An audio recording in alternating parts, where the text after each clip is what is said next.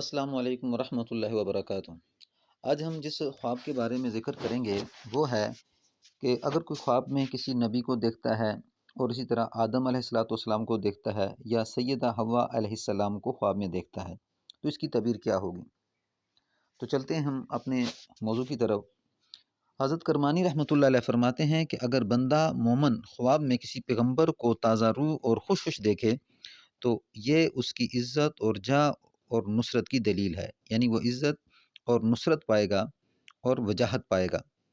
اور اگر غصے میں دیکھے تو بدحالی اور رنج اور سختی کی دلیل ہے۔ اگر خواب میں پیغمبروں سے کچھ سنیں تو ان کے علم سے حصہ پانے اور خوشی کی دلیل ہے۔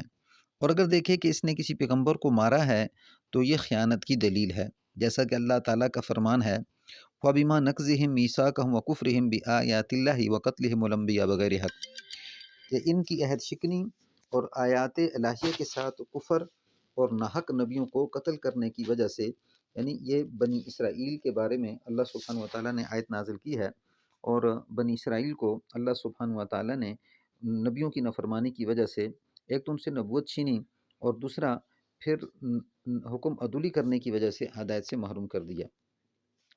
تو ان کا یہ قصور تھا کہ وہ کیا کرتے تھے کہ انہوں نے عہد شکنی کی اور آیات الہیہ کے ساتھ کفر اور ناحق نبیوں کو قتل کیا تھا۔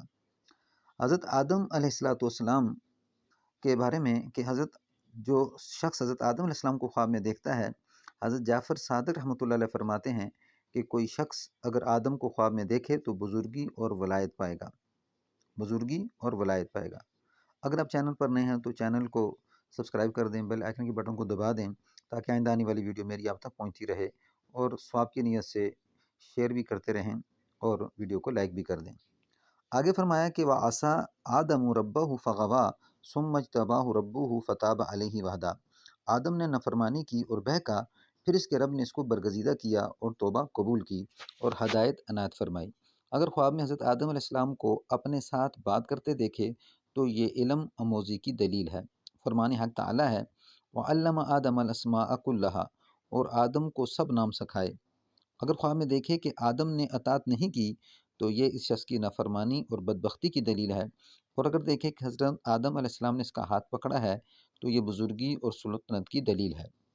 سیدہ حوا علیہ السلام کو خواب میں دیکھا، اگر کوئی شخص حضرت حوا علیہ السلام کو خواب میں دیکھے تو دولت اور اقبال پائے، عیش اور خوشی اور وافر نعمت اور دراز عمر پائے گا۔ السلام علیکم ورحمۃ اللہ وبرکاتہ۔